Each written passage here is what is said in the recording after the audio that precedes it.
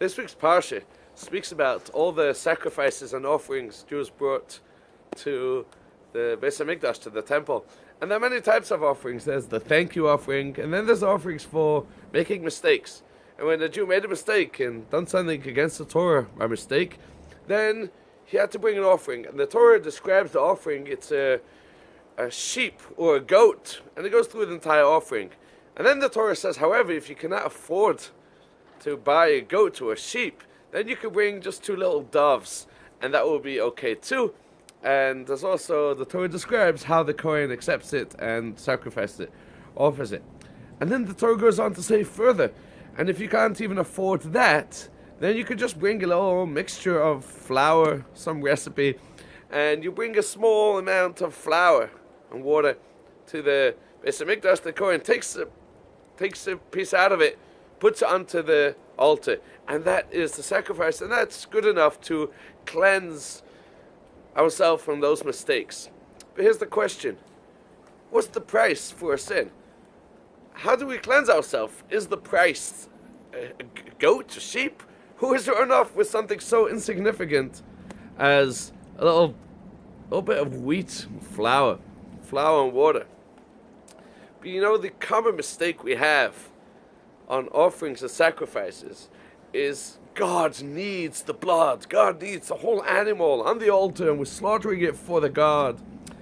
It's a mistake. God doesn't need that. He doesn't need anything. We need it.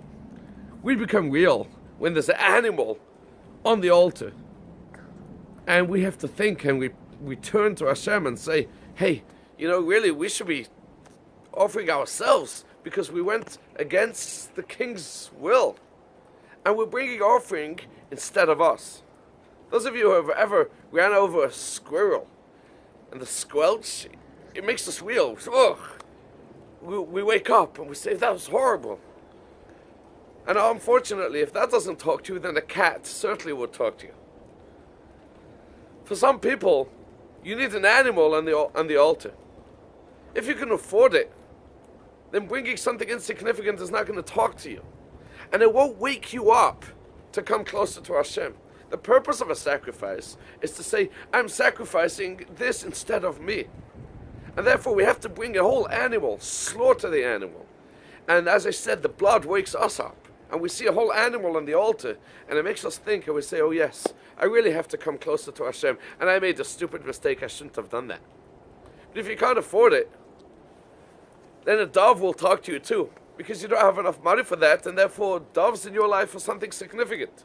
If you can't afford that either, something so small and insignificant is very significant for those who can't afford it. Because for them, that is something. That's the bread and butter. And to bring that as an offering to Hashem is enough to wake them up. So bottom line is, there's no price to buy off God for our sins. It's not the way it works. We make mistakes, we have to wake up and come back. For someone who can afford it, should really bring something big, significant, and that will wake them up. If you can't afford it, something very small, a little cake, a little flour and water is enough to wake you up. The main thing is, Hashem wants one thing. My dear children, come back. I'm waiting to embrace you. Just come back to Hashem. Thank you, and good Shabbos.